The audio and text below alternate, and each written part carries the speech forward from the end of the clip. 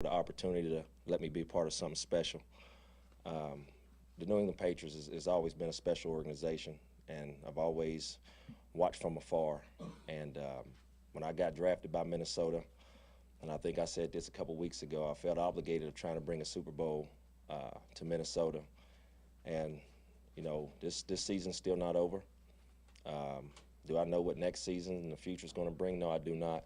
But all I can say is, man, it's a lot of work that we leave on the field each day. It's a lot of film study that we leave in that room each day.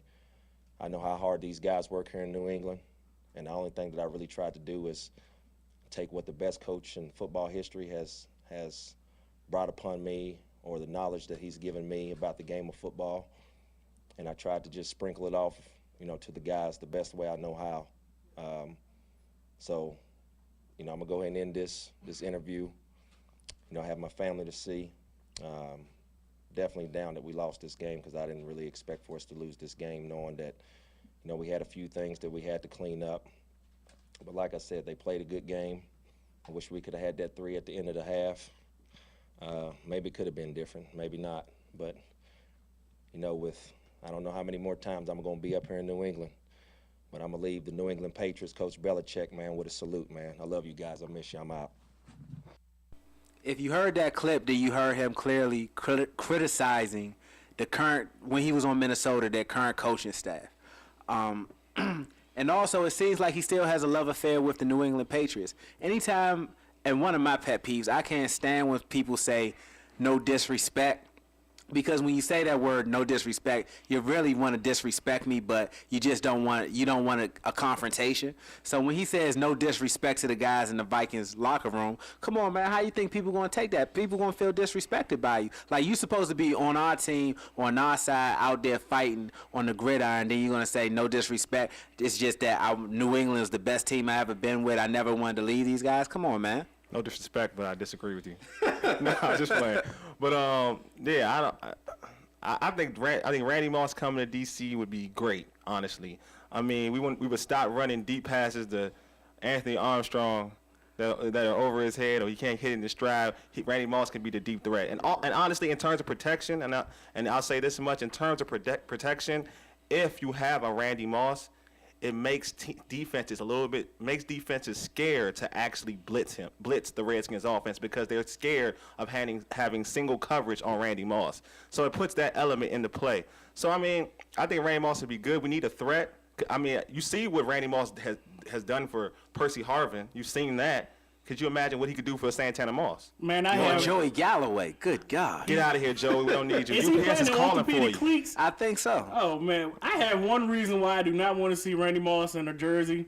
Is because I'm sitting next to the person right now, because I play Wally this week again in fantasy football. We have a bye this week, so don't worry about that. See, you know what kills me is, like, whenever Randy Moss changes team, I face Wally. Wally always has him on fantasy football. But he's a bye, though. He's a bye. He's a Redskin. He has a bye, so you don't have to worry about it. I mean, knowing them, the Redskins will want to play somebody. The Annapolis Colts or whoever, who knows. But other NFL news, man, we about to hop into them picks that we made last week. I mean, you guys are keeping tally. I think I did pretty good, Ray. You did pretty good. So what were we looking at over there, man? I mean, I think the Houston, Indianapolis, we had the Minnesota, New England, Pittsburgh, New Orleans, Green Bay, and the Jets, and Tennessee and San Diego. I mean, how we look over there, fellas? I mean, in terms of records now, and the overall records, Will's 4-6, Ray's 5-5, Fish, you're 5-5, and I'm 3-7. So I'm in the hole. In terms of last week, I mean, how do we all do last week? I went 2-2 last week. I got the San Diego pick, which was big, and I also landed. We had 5 picks. You couldn't have gone 2. You must have went 3-2.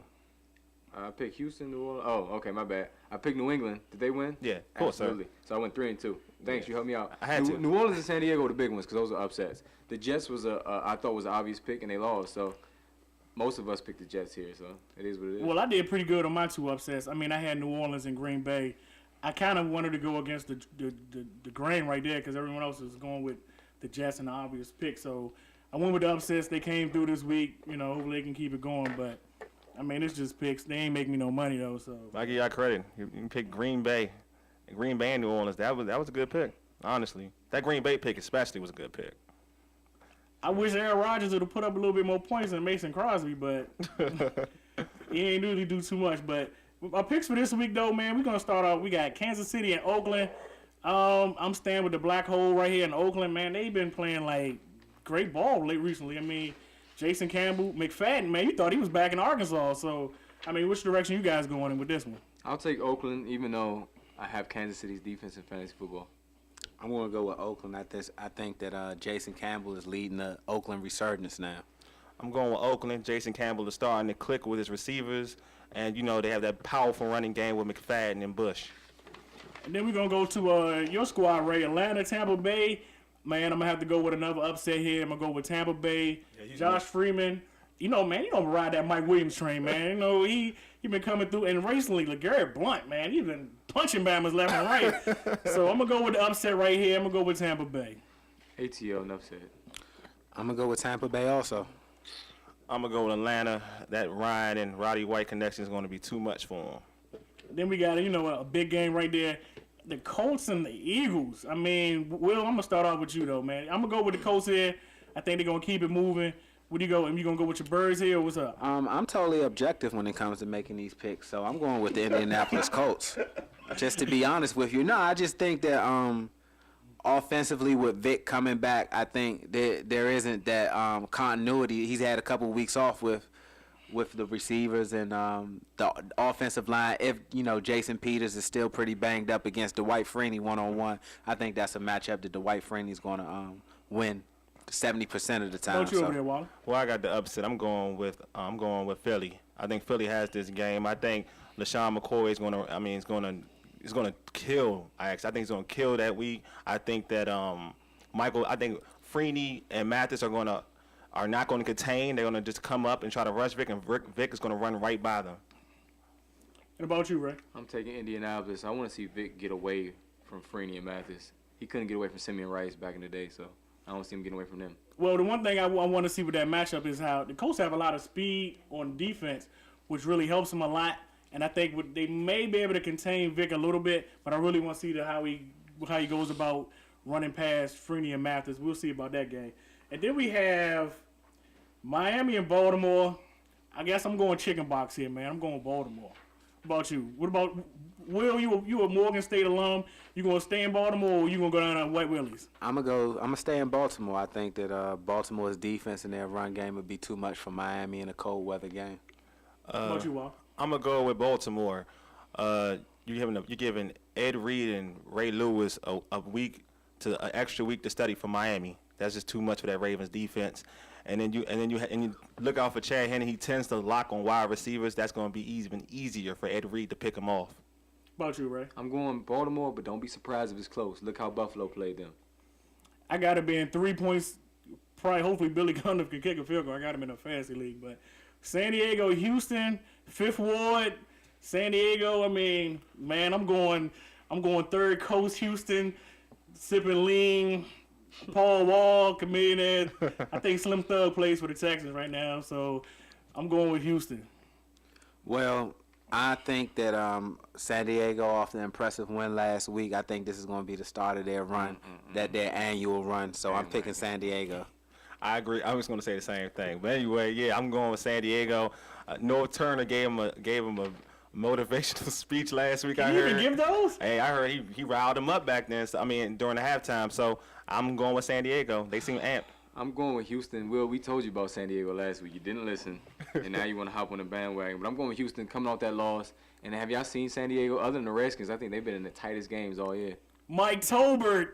What's he got, 4 or 5 straight touchdown games? I'm not going to lie. I had him in my fantasy leagues. I picked him up, too. But right now, we're about to hop into that commercial break. When we get back, we're talking that fantasy football, and we're going to let you guys know more about Mike Tolbert. He was worth the trade, Ray. Didn't want to go with him. He's been scoring touchdowns. Don't stop with me today. Oh, beautiful for spacious skies. America sure is a beautiful place, but what really makes America the beautiful is the right it gives every one of its citizens to vote. So this November, do something important for yourself and your country. Vote. It's what makes America the beautiful. From sea to shining sea. This November, use your voice. Make your choice. Vote. A message from the National Association of Broadcasters and this station.